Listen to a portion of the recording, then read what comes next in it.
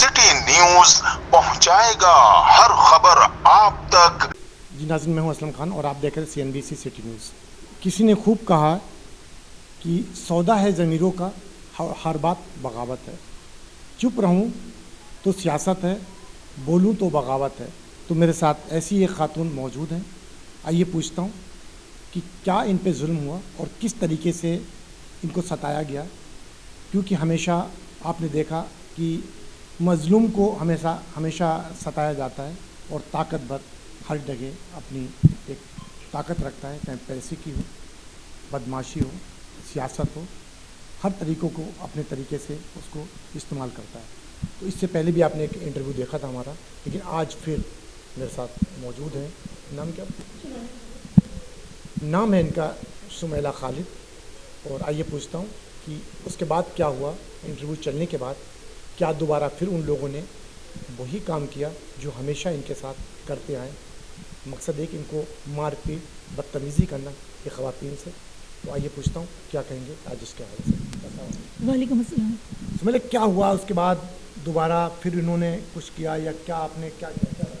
अभी तो ये जब ये वीडियो जो चली मेरी अभी दोबारा से दूसरी जिसमें मैंने बयान दिया था, तो इन्होंने बार बार मुझे थ्रेट किया है कि हमारे साथ बैठ के वीडियो बना लो, सुलह की वीडियो बना लो, जबकि सुलह कोई नहीं हुई, जबकि इन्होंने मेरे मामला अभी तक हल नहीं किए। मेरे प्लॉट्स पे इन्होंने लगातार कब्जे रखे हुए और कब्ज़ा भी नहीं छोड़ रहे, और उसके अलावा धमकियाँ थ्रेट दे रहे हैं, मेंटली भी दे रहे हैं और फिज़िकली भी दे रहे हैं मुझे। अच्छा, ये बताएं कि आपने जिस टाइम प्लाट खरीदे थे, आपने उस इंटरव्यू में कहा था कि मेरे पास 10-11 प्लाट हैं। तो 10-11 प्लाट आपने कहाँ से खरीदे, पैसे आप कहाँ से लाई थी, या आपने भी कब्जा किया था, क्या हुआ? नहीं, हमारी कम्युनिटी के है ये, हमारी कम्युनिटी के हाशिम अमरेलिया जो हैं उन्होंने ये घांची कम्युनिटी के लिए बनाया था यहाँ पर। तो यहाँ घांचियों ने प्लॉट परचेज़ किए थे। तो हमारी वालिद की जब प्रॉपर्टी सेल आउट हुई तो सब मतलब हम सब बुरसा को पैसे डिस्ट्रीब्यूट हुए। तो उसके बाद मैंने यहाँ अपने बच्चों की इन्वेस्टमेंट के लिए कि ये पैसा मैं इधर इन्वेस्टमेंट कर दूँ। तब ये प्लॉट भी सस्ते थे, 1.5 लाख रुपए के प्लॉट थे। तो मैंने घांची कम्युनिटी से बेहतर लगा कि लूँ, तो मैंने यहाँ प्लॉट ले लिए 10। उस दौरान प्लॉट भी सस्ते थे और ऐसा कोई कब्जे का सीन भी नहीं था यहाँ पर। कितने साल हो गए ये प्लाट खरीदे हुए आपको? कुछ प्लाट मैंने 6 साल पहले ख़रीदे, कुछ 7 साल पहले ख़रीदे, कुछ मैंने 8 साल पहले ख़रीदे, कुछ अभी 3 साल पहले ख़रीदे, 3-4 साल पहले। अच्छा, कंटिन्यू आपने जैसे पैसे आपके पास आते रहे उसी तरीके से आप प्लाट खरीदती रही। उसके बाद इतने सालों से पड़े हुए, जब तक कोई नहीं आया, अब आखिर वो कौन लोग हैं, उनके नाम क्या है और वो क्यों कब्जा कर रहे हैं, उसमें क्या मसला है, या कोई आपकी जाति दुश्मनी? नहीं, जाति दुश्मनी नहीं है। दरअसल हाशिम जो हमारी कम्युनिटी का बंदा है, उसने ऐसे लोगों को बिठाया जो उसको पैसा पहुंचाए। अब फाइल उसकी है। अब वो क्या करते हैं कि किसी के प्लॉट, किसी भी घांची के प्लॉट किसी और को बेच देते हैं डबल फाइल बनाकर। जिनको हाशिम ने बिठाया वो लोग ये करते हैं। हाशिम को ये बात पता है कि अमीन और अयाज़, शकूर, एजाज मकसूदी और इनके साथ आसिफ राना हैं और दूसरे और भी लोग हैं इनके साथ, फैसल घांची हैं और निज़ाम घांची है। ये सारे एक पूरी टीम चल रही है इनकी, पूरी इनकी लाइन है पूरी, जो ये लैंड ग्रैबिंग करती है इधर। और इसमें कादिर शाह भी शामिल है, इसमें MPA भी शामिल है पीपल्स पार्टी के। क्या नाम है उस MPA का? अली अहमद जान, जो बीच में इंटरफेयर कर रहे हैं। अली अहमद जान जो इस टाइम एडवाइज़र भी है CM का। जी, और इंटरफेयर भी कर रहे हैं वो इस मामला में। अब अभी रिसेंटली मैंने देखा कि SHO के साथ और SSP के साथ, बुकटी के साथ, ये जो लैंड ग्रेबर जिन्होंने मुझे मारा, अयाज़ ने, अमीन, ये सारे इनके साथ तस्वीरें खिंचवा रहे हैं। ऐसे मारने का वाक़या क्या था? आप वहाँ पे कैसे पहुँची? क्यों उन्होंने मारना शुरू किया आपको? क्या ये थोड़ा सा बात ये थी कि मैं कोर्ट से आ रही थी, मेरा कोर्ट में इनके साथ केस चल रहा था प्लॉट का। तो जैसे कोर्ट ड्यूरिंग द केस आप किसी भी प्लॉट पे नहीं जा सकते मेरी, ठीक है। तो उन्होंने मेरे प्लॉट पर फिर कब्ज़ा स्टार्ट कर दिया। मैं उनसे कह रही हूँ भैया, मैं कोर्ट से आई हूँ, अब मैं उनसे कह रही हूँ भैया ये प्लॉट मेरा है, अभी केस चल रहा है, आप इस पर कब्ज़ा नहीं कर सकते हैं। तो उन्होंने कहा कि नहीं, यह प्लॉट आपका है ही नहीं, आप तो कब्ज़ा माफिया हो। मैंने कहा भैया ये मेरा केस चल रहा है। तो उन्होंने कहा मैंने कहा आपने किससे ख़रीदा है? बोला अमीन से ख़रीदा है और शकूर और अयाज से ख़रीदा है। मैंने कहा आप उनको बुलाएं। फिर वो लोग आए, तो मुझे वो पूरी टीम के साथ आए मुझे मारने के लिए। और जब टीम के साथ, क्योंकि मैं अकेली थी, तो वो पूरी टीम बना के अयाज, अमीन, शकूर, एजाज मकसूदी, फैसल घांची, उसमें और भी बहुत सारे लोग थे, लड़के यंग थे उसमें जो मुझे आए थे जिसमें आप वीडियो में देख सकते हैं कि सारे खड़े हुए थे, वहाँ पठान थे भी। और फिर मुझे जिस तरह मारा अयाज ने, फिर आगे ले जाके फिर अमीन गाड़ी लेके जब आया उधर लड़के लेकर आगे, जिस वीडियो में आप देखेंगे बेलचा लेकर अयाज मेरे पीछे आया है और वो पीछे भागता हुआ आगे वाले प्लॉट पे अमीन ने वहाँ मुझे पकड़ा है, अमीन ने और दूसरे लड़कों ने, और फिर अयाज बेलचा लेकर आया है, शकूर और अजाज मकसूदी सारे वहीं पहुँच के मुझे उन्होंने फिर कूटा है। अच्छा, जब आपको मारा था उस टाइम ये वीडियो किसने बनाई थी? ये जिस बंदे को इन्होंने प्लॉट बेचा था ना, दिया था, मतलब उसका प्लॉट भी कब्जा करके इस्माइल खान को बेचा इन्होंने और उसे ये प्लॉट दिया बिना फाइल के। वीडियो किसने बनाई थी उसमें? मलिक असगर। वो किसका बंदा था? वो बंदा नहीं था, उसका प्लॉट इन्होंने बेचा। क्या वो किसी को पता नहीं था उसने वीडियो बनाई? नहीं, उसको बोला गया था कि वीडियो बनाओ। उन लोगों ने बोला अयाज हाँ बनाए। हाँ, कि वीडियो बनाओ और ताकि ये दूसरों के लिए इबरतनाक हो जाए ये खातून, कि ये कोई भी खातून इस तरह प्लॉट पे आएगी तो हम इसको मारेंगे इस तरह। यानी इतने ताकतवर हैं वो लोग जो एक खवातीन पे जुल्म भी कर रहे हैं, मार भी रहे हैं, उसके बाद उसकी वीडियो बनाकर वायरल भी कर रहे हैं। बिल्कुल ऐसा ही है। जब इनकी आपस में क्लेश हुई तो उन्होंने वीडियो भी वायरल की, मुझे इस वीडियो पे थ्रेड भी किया है इन्होंने कई दफ़ा। तो उस टाइम क्या है, सच्चो सो रहा था वहाँ पे? जब आप वहाँ पे गई आपने वीडियो नहीं दिखाई कि हमें इस तरीके से तशद्दुद किया गया हमारे साथ? तो क्या तब मैं प्रेग्नेंट थी और मैं थाने पहुंची थी, 15 पे कॉल की थी, मेरे 15 पे रिकॉर्डिंग है, मेरा रिकॉर्ड है कि मैंने लगातार वहाँ पे कॉल की है और जब भी मैं कॉल करती थी वो एक ही नाम कहते थे, जी मैडम शकूर, अयाज और अमीन के खिलाफ ही आपका, और मैं कहती जी सर यही है। जब वहाँ पे भी ये रजिस्टर्ड हो चुका है कि 3 नाम, मुझे ये 3 नाम ही मेरे पीछे पड़े हुए, मेरी जान के पीछे पड़े हुए हैं, मुझे लगातार धमकियाँ दे रहे हैं और उस वक्त मैं प्रेग्नेंट थी। ये कितना पुराना वाक़या है जिसके ये 17 अगस्त 2023 का है। 2023 में आपको मारा गया। उसने SHO कौन था? सरजानी था? SHO गौहर मेहर था। और मैंने उनको कहा भी था सर मेरी FIR बनती है, तो उन्होंने कहा कोर्ट से ऑर्डर लेकर आओ। मैंने कहा सर मेरी FIR बनती है, मुझे मारा पीटा है, मुझे तकलीफ़ हो रही है, मैं प्रेग्नेंट हूँ, मैंने ये तक कहा उन्हें। उन्होंने कहा बेबी हमने FIR नहीं काटेंगे, आपका मसला कोर्ट में चल रहा है। उन्होंने बदतमीज़ी की बहुत मुझे साथ। उसके बाद मैं थाने से घर चली गई, बहन के घर चली गई क्योंकि मुझे जाने का ख़तरा था। जब बहन के घर गई तो वहाँ मेरे साथ मेरा मिसकैरेज हो गया, रात के 2 बजे मेरा मिसकैरेज हुआ। फिर उसके बाद मैं सुबह आई, मैंने कहा सर मेरी FIR मुझे आप ML काट के दें, मैंने ML कटवानी है अपनी ताकि मेरा ये पूरा चेकअप हो। उन्होंने कहा हम नहीं देंगे आपको ML, हम आपको नहीं देंगे, कुछ भी नहीं देंगे, आप कोर्ट से ऑर्डर लेकर आओ। मैंने आपको कोर्ट से ऑर्डर लिया? कोर्ट से ऑर्डर क्या लेती मैं, मेरा केस उन्होंने पूरा ख़राब करने की कोशिश की, मुझे कोर्ट पहुंचने नहीं दिया, मेरे वकील तक पहुंचने नहीं दिया, उन्होंने वकील को ही मेरे गुमराह किया। मैं कैसे कोर्ट पहुंचती? जैसे ये मेरी आज भी जब मैं यहाँ पर आ रही थी तो मुखबरी हुई आज भी मेरी, एक बंदा बाइक पे मेरे पीछा कर रहा है कब से। अच्छा, जो आपके पास जो 10 प्लाट हैं उनकी फाइल आपके पास है? कागज़ हैं या नहीं है? नहीं है। कागज़ आपके पास है? जी जी। वो कागज़ भी मुझे दीजिएगा। नाज़रीन, आपने देखा कि जिस तरीके से इन पर जुल्म हुआ, ठीक है प्लाट इनका है या अयाज का, जिसका भी इन्होंने नाम बताया उनका है, लेकिन किसी भी ख़वातीन पे आप इस तरीके से पाकिस्तान में रहते हुए इस्लामी हुकूमत में एक एज ए मुसलमान, एक एज ए पाकिस्तानी, आप किसी ख़वातीन पे इस तरीके से हाथ नहीं चला सकते हो।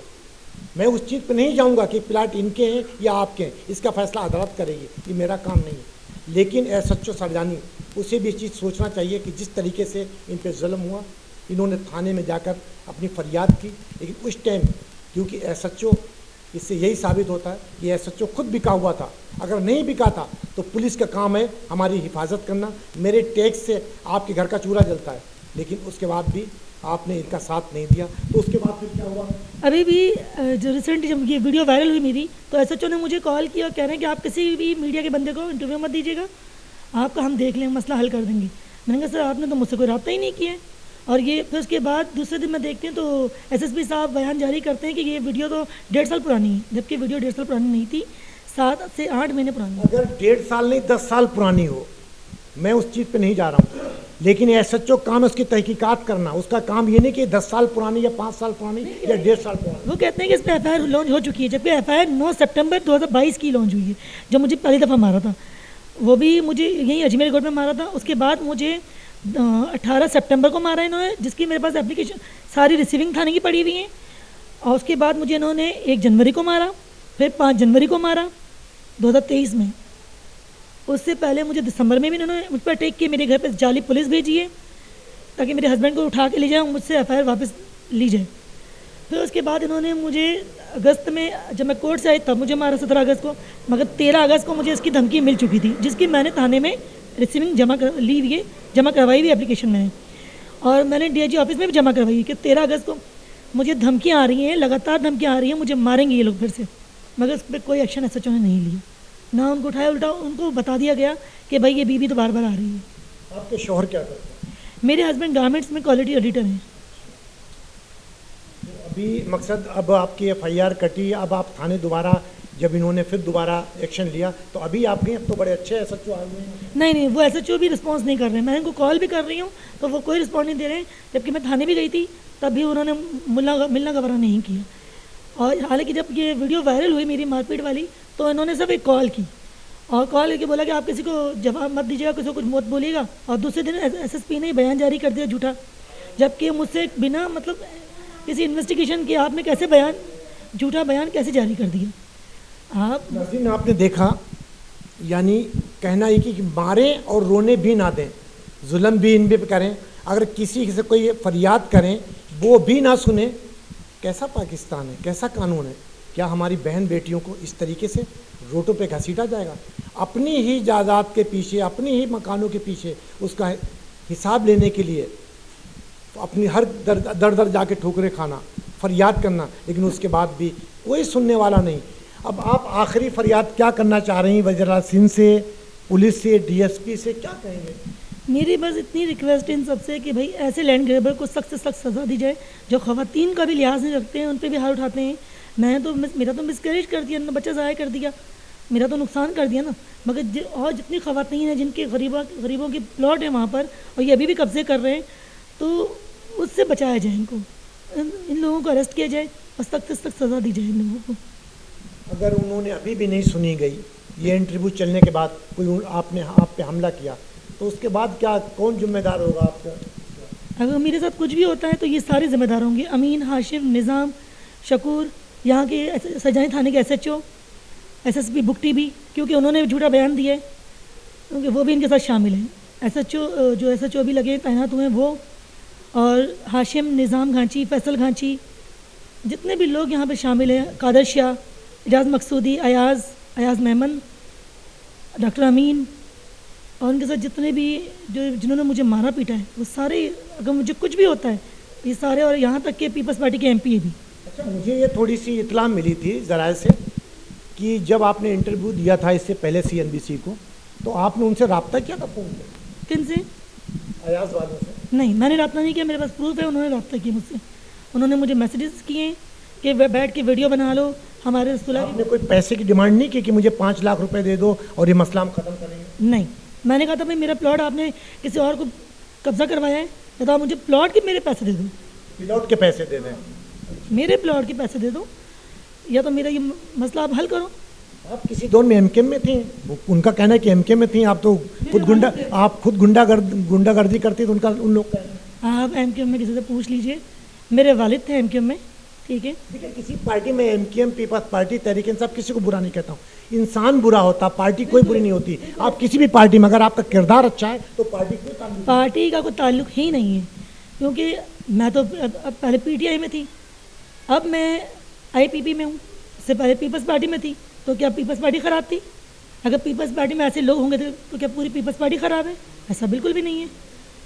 बात सारी यहाँ पे आती है कि इंसान का किरदार कैसा है। नाज़रीन, ये हैं सुमेला खालिद, और इन्होंने कहा यकीनन ये बात सही है कि पार्टी कोई ख़राब नहीं होती, चाहे वो कोई भी पार्टी हो, एक्स वाई, मैं किसी का नाम नहीं ले रहा हूँ, लेकिन लोग सही नहीं।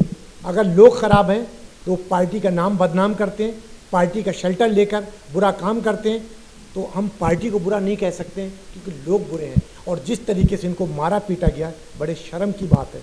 अगर इस जगह पे मैं फिर दोबारा वही अल्फाज इस्तेमाल करूँगा कि आपकी अगर अपनी बहन होती, अगर आपकी बेटी होती या आपकी माँ होती, क्या इस तरीके से आप बर्दाश्त करते?